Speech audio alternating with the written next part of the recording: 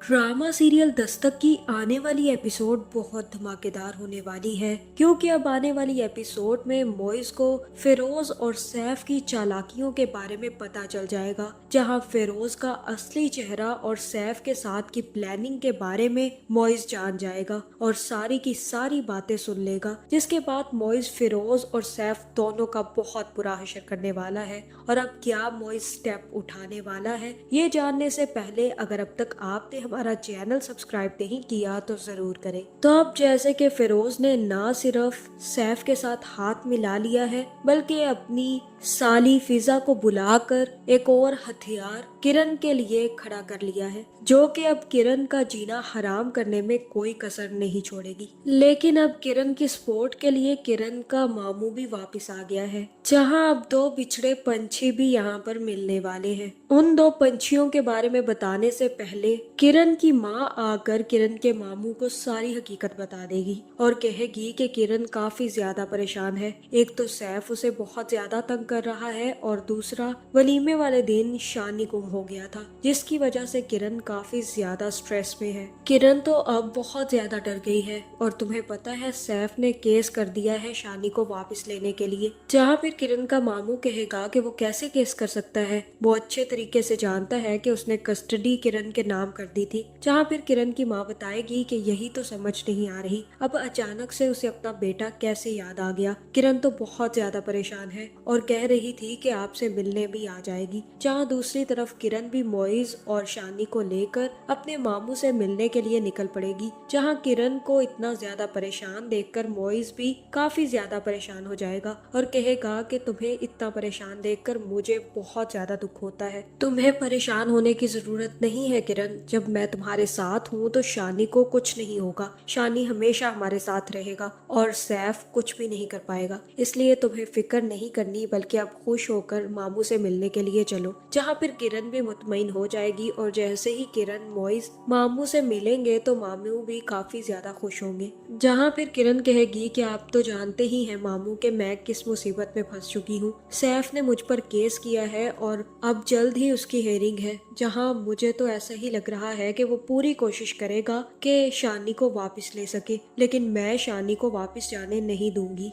और इतना ही नहीं, कल वो शानी से मिला था और शानी को सब कुछ बता रहा था। मुझे तो बहुत ज्यादा डर लग रहा है। जहाँ फिर मामू कहेगा कि तुम्हें डरने की कोई जरूरत नहीं है, वो लाख कोशिश भी कर ले तुमसे शानी को नहीं छीन सकता। तुम्हें फिक्र ना करो, सब कुछ ठीक हो जाएगा। जहाँ अब सैफ कहाँ रुकने वाला है, बल्कि शानी को फोन करके शानी का कमरा दिखाएगा। उसे भी ऐसा ही लग रहा है कि शानी को अपने कमरे और चीजों का बहुत ज्यादा लालच है, इसी वजह से वो शानी को वीडियो कॉल करेगा और कहेगा कि ये मेरे प्यारे से बेटे का कमरा है जो कि मैंने खुद सजाया है। जहाँ शानी से बातें करता ना सिर्फ फरियाल देख लेगी, बल्कि सैफ की माँ को भी थोड़ा बहुत एहसास हो जाएगा कि सैफ किसी से बात कर रहा था। जहाँ फरियाल को तो अब ये देखकर काफी ज्यादा गुस्सा आने वाला है, जिसके बाद सैफ फोन कॉल काट कर सीधा अपनी माँ के पास जाएगा और कहेगा कि मैं आपके बहुत ही प्यारे इंसान से बात कर रहा था। जहाँ फिर सैफ की माँ कहेगी कि ऐसा कौन सा इंसान है जिससे तुम बात कर रहे थे,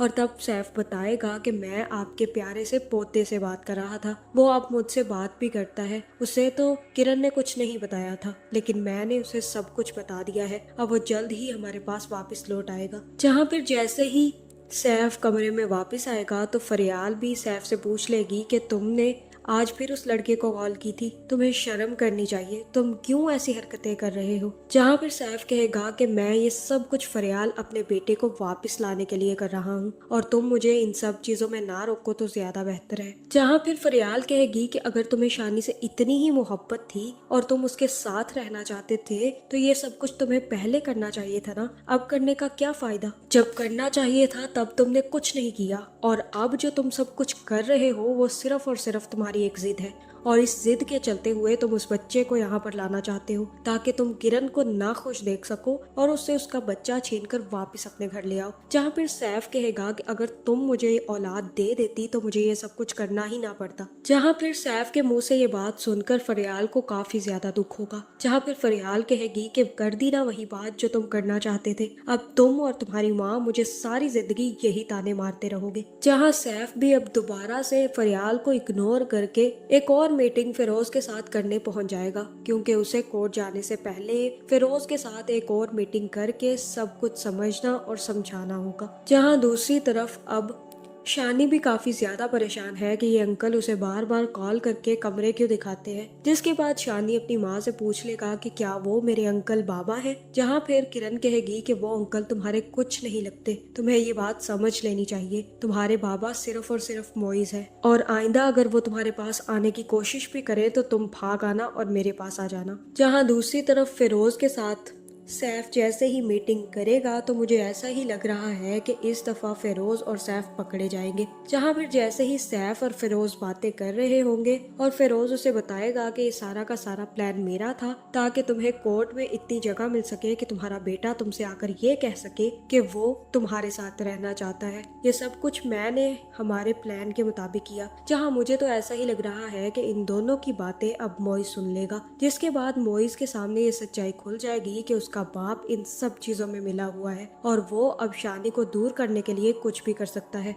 जहाँ फिर मोइज तो एक बहुत बड़ा स्टेप लेने वाला है और हो सकता है कि इस दफा वो किरण और अपनी माँ को लेकर फिरोज से दूर हो जाए और अपनी माँ को भी ये बात बता दे कि फिरोज क्या क्या प्लानिंग करता फिर रहा है। जहाँ मुझे तो ऐसा ही लग रहा है कि अब फिजा का भी एक बिछड़ा पंछी मिलने वाला है जो कि किरण का मामू होने वाला है और किरण का मामू और फिजा दोनों बहुत अच्छे दोस्त रहे होंगे। यही वो लड़की होगी जिससे कि किरण का मामू प्यार करता होगा और जो इसे ना मिल सकी। जहां अब जैसे ही मोइज की खाला किरण के मामू से मिलेगी तो इन दोनों को आपस में मिलता देखकर सबको पता चल जाएगा कि ये तो बहुत अच्छे दोस्त हैं और हो सकता है कि फिर फिजा के कहने पर ही फिरोज की सोच भी बदल जाए और एंड पर फिजा और किरण के मामू की शादी भी देखने को मिलेगी। तो आपका इस बारे में क्या ख्याल है, कमेंट करके जरूर बताएं और ऐसे वीडियोस देखने के लिए हमारे चैनल को सब्सक्राइब करना ना भूलिएगा।